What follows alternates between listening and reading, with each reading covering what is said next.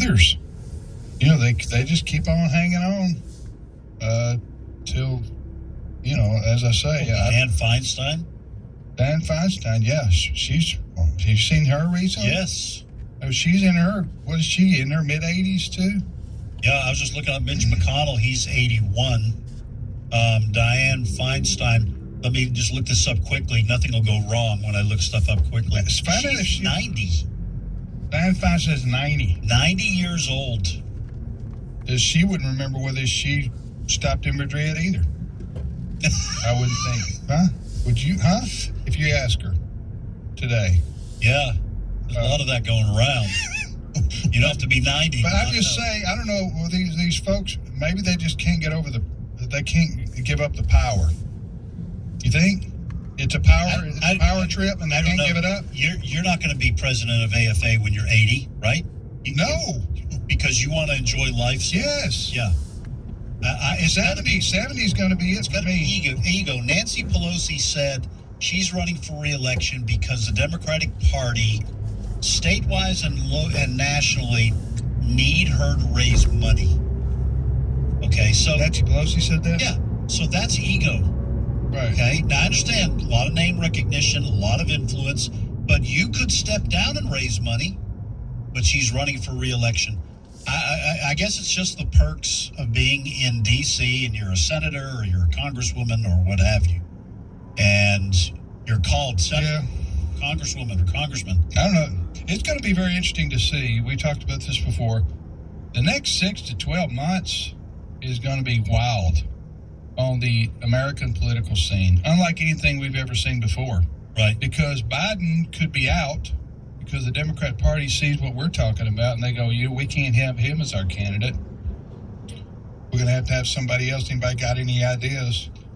And Kamala Harris raises her hand. Hey, I'm vice president. I think I could do this. And then whoever's at the podium goes, next, anybody else got any other ideas? Yeah. No, they're stuck because they're stuck with Kamala. In fact, Gavin Newsom, I think, here recently said he was not running. Now, that doesn't mean he can't be drafted by the convention should Joe Biden have to step down in the middle of whatever. But Gavin Newsom said he is not running against President Biden. And I think he said it's Kamala's turn. So they're stuck. They have to either somehow get Joe Biden to step aside. If he doesn't want to, they're going to have to run him as their main candidate. And then if something happens, it's Kamala's turn. How does the Democratic Party say, we don't want a woman of color who has served the president faithfully? Yeah. They're stuck. They got a mess over there. And then you got the Republican side where former President Trump, he's going to be in courtrooms. Right. I mean, all year, basically. Yeah. He's going to be in the courtroom all year, various and sundry courtrooms, with those cases that have been talked about a lot. So, they got their.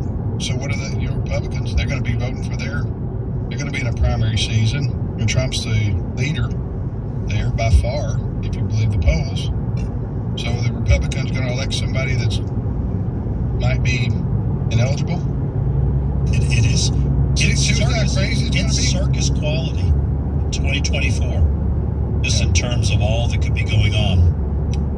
I don't think a lot of conservative media pundits are being honest or forthright. Honest is maybe not the right word, as if they're being dishonest. I don't think they're being forthright with the potential legal problems that President Trump has. I mean, people may say, well, it's a witch hunt, and yeah, it may be, but they're extremely serious. These the witch hunters. Yes, the charges. I mean, we're talking about 91 felony charges, right? I think total. And so, court cases going on in Florida, D.C. You got the Georgia DA, the Fulton County DA over there. She's got her own case against him and others. It's perilous. as far as his legal risk right now.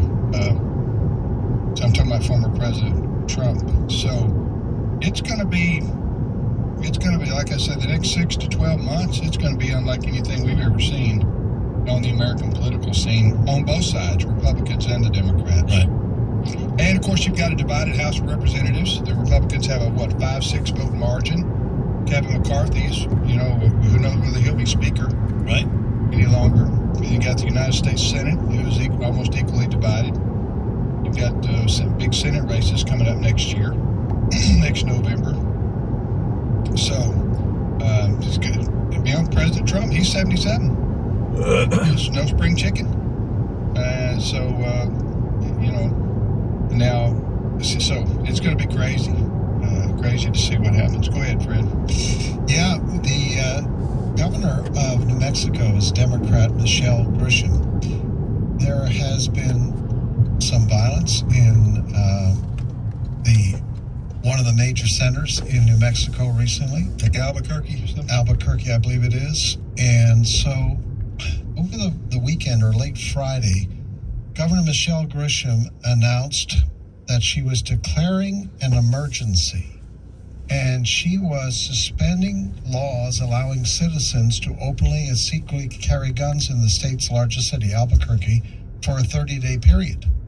And she held a news conference on this, and she was confronted. Wait a minute, there is a Second Amendment in this country, and you don't have that right. Well, listen to what she had to say about that. Cut number 5. He took an oath to the Constitution. Isn't it unconstitutional to say you cannot exercise your carrying license? With one exception, and that is if there's an emergency, and I've declared an emergency for a temporary amount of time, I can invoke additional powers. No constitutional right, in my view, including my oath, is intended to be absolute.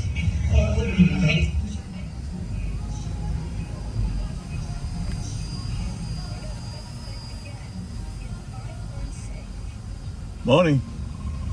How are you? What's up, member? Yeah. There you go. Okay, good. Thanks. Have a good walk, buddy.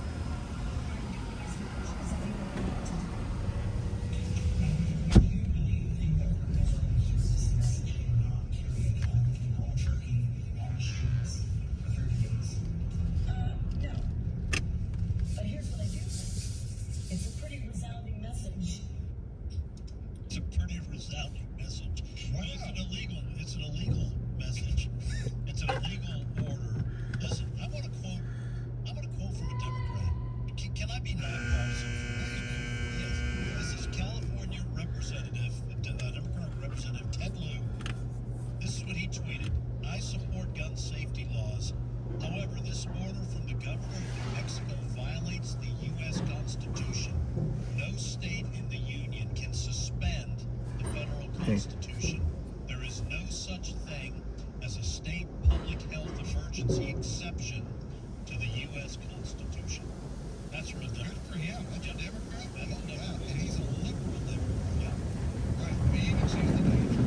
Yes. Challenge today, immediately, 100% No, that's illegal. It is a violation of the Constitution, which she swore an oath to uphold. I think she should be removed from office. I think she Absolutely, she should be. Whatever the law is in New Mexico, and it has to be by recall or some sort of impeachment or whatever, she should be removed. Aren't the Democrats now saying Governor DeSantis or President Trump authoritarians? Remember that? They're being criticized for that, for being authoritarian. And here you have this woman, Governor of New Mexico. What's her name?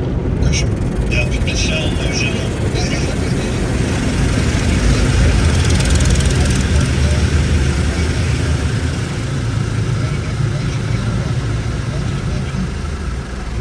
She said they're going to get the message.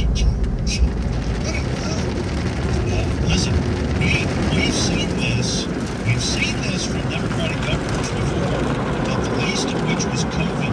We're now seeing the results of some lawsuits where constitutional rights were